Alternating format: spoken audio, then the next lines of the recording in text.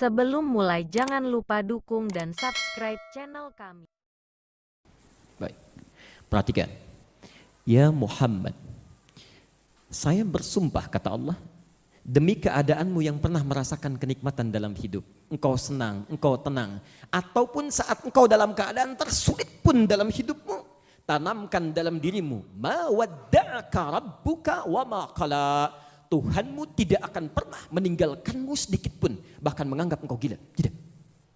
Ada orang yang menuduh Muhammad sudah gila, Muhammad sudah ditinggalkan oleh Tuhannya. Beda dengan saat dulu dia merasa tenang, ketika datang wahyu dia senyum. Sekarang dia tidak tersenyum sama sekali, dia kebingungan. Dia seperti orang gila, dia ditinggalkan Tuhannya. Kata Allah, Muhammad, bagaimanapun perkataan orang lain kepadamu, celaan yang muncul padamu, yakinkan pada dirimu, Allah tidak akan pernah meninggalkanmu, baik engkau sedang dalam keadaan suka ataupun dalam keadaan tersulit apapun. Dan engkau tidak pernah menjadi orang yang gila seperti dituduhkan oleh banyak orang. Syaratnya, perhatikan, syaratnya walal akhiratu khairul laka minal. Udah, ini kuncinya. Pelan-pelan. Oh, ini berarti sumpahnya betul sampai susah dihapus. Oke. Walal pakai la, bukan li tapi la. Walal akhiratu khairul laka minal ula. Baik. Pelan-pelan. Enggak apa-apa, sekelah. Baik. Insyaallah. Baik. Enggak apa-apa. Ya, jazakallah khair. Sudah? Ya. Ada lagi yang lain barangkali hijau, kuning? Ada? Nah, cukup. Baik. Cukup ya. Sekarang perhatikan sini. Baik Pak, sudah saya cek itu board maker, cuma memang bagus ininya ya, maknanya. Lihat sini, kata Allah, Muhammad, kamu tidak akan pernah ditinggalkan oleh Allah, Tuhanmu. Yang kalau ada kata Rabb itu nama yang melekat pada Allah, khusus bagi sifat rububiyahnya. Jadi rububiyah itu yang merawat, memperhatikan, mencukupkan kebutuhan, menyembuhkan saat sakit. Seakan-akan Allah ingin mengatakan begini, Muhammad, saya yang menghidupkanmu, menciptakanmu, merawatmu, menyembuhkan saat sakit, menenteramkan keadaanmu, yakinkan pada dirimu, saya tidak akan pernah meninggalkanmu dalam keadaan engkau senang atau dalam keadaan sesulit apapun. Ya. 6 bulan yang telah terlalu ini adalah latihan. Walal akhiratu, sepanjang engkau berpegang teguh pada kepentingan akhir. Ya. Awas, lihat poinnya betul ya. Walal akhirah pakai la bukan li. La itu huruf taukid, huruf yang menguatkan, pesan yang kuat. Maksudnya, kalau engkau ingin selalu bersama rahmat Tuhanmu, aku tidak akan tinggalkan, maka pastikan, kuatkan pada dirimu, jadikan seluruh aktivitas hidupmu itu akhirah.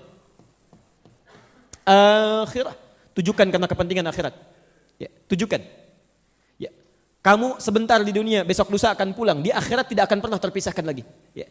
Akhirat sifatnya abadi. Karena itu kalau tidak akan pernah ditinggalkan oleh yang menguasai langit dan bumi, maka kata Allah, jadikan semua aktivitasmu itu orientasinya akhirat. Akhirat. Dan itu lebih baik daripada engkau memprioritaskan ula dunia. Pelan-pelan. Pelan-pelan. Lihat prinsipnya, lihat prinsipnya.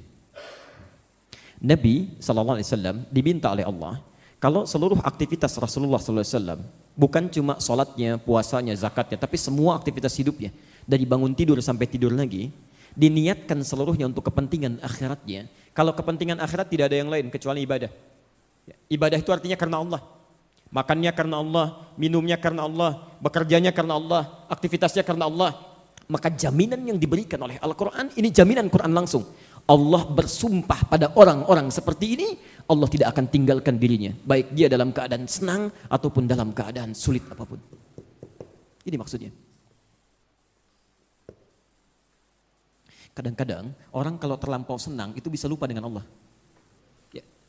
Demikian orang yang terlalu, pesimis dengan ujian, ya diuji dengan berat, kurang sabar juga bisa lupa dengan Allah.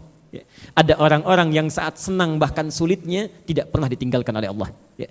Ada orang mengajak pelaku maksiat saat sedang senang, oh kamu sedang promosi jabatan, traktiran yuk, kumpul. Tiba-tiba minuman tidak jelas, diarahkan pada yang lain.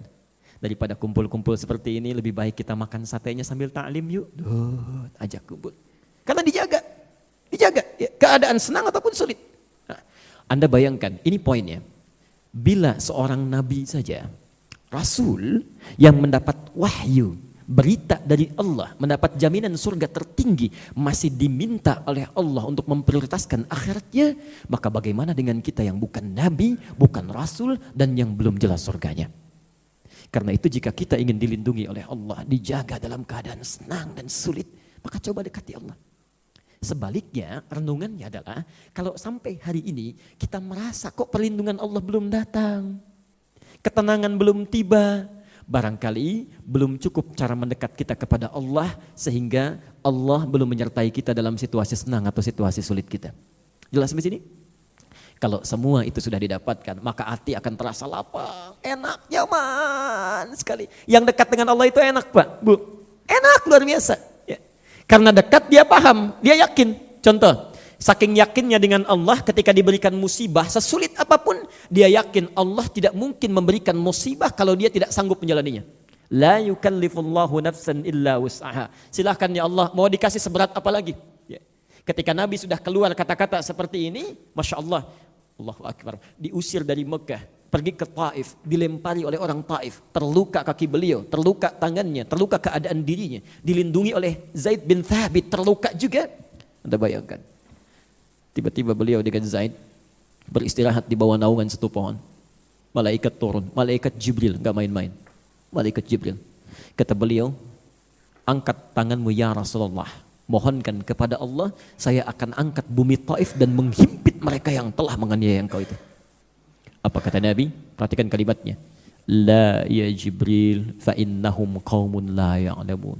Tolong jangan lakukan wahai Jibril karena mereka belum tahu saja. Kebanyakan ahli sirah hanya berhenti sampai di sini menyampaikannya, tapi kalimatnya belum selesai.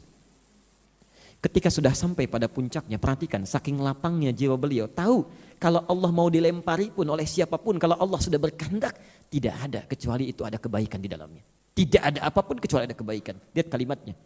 Ilahi, ilahi.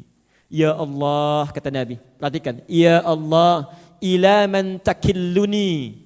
Saya ridha kepada siapa lagi engkau akan titipkan saya.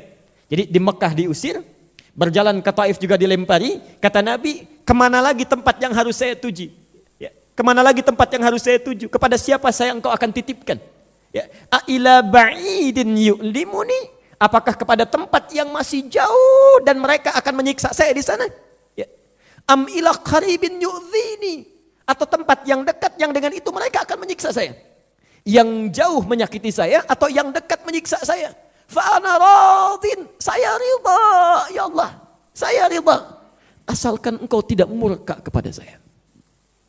Asalkan engkau tidak murka kepada saya. Yang penting engkau enggak marah. Mau disiksa silahkan. Mau dianiaya silahkan. Asal engkau tidak marah kepada saya. Lihat rahmatnya Nabi ini. Lihat rahmatnya. La haula wa la quwata illa bi Rabbi. Tidak ada satu daya upaya kecuali kalau Rabb saya sudah berkehendak. Kenapa kalimat ini bisa keluar? Karena setelah surah Ad-Duha turun satu ayat, satu surah langsung yang meneguhkan keadaan jiwa beliau. Alam nashrah laka sadrak. Disebut dengan al-insyirah, keadaan hati yang sangat lapang. Karena orang sudah dekat dengan Rabbnya, tidak ditinggalkan oleh Allah, maka keadaan jiwanya akan lapang. Apapun dia akan terima. Mau sulit, alhamdulillah. Sedang syukur, alhamdulillah. Karena hakikatnya semua ujian dan titipan. Maka turun ayat, alam nashrah laka sadrak.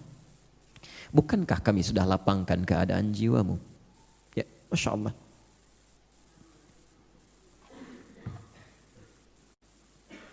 Wa wada'na anka wizrak. Dan dengan kelapangan jiwa ini, semua beban seberat apapun akan kami angkat. Alladzi anqadha dhahrak, yang memberatkan pundakmu. Anda pernah ngangkat barbel? Ya, kalau disimpan di sini berat kan ya?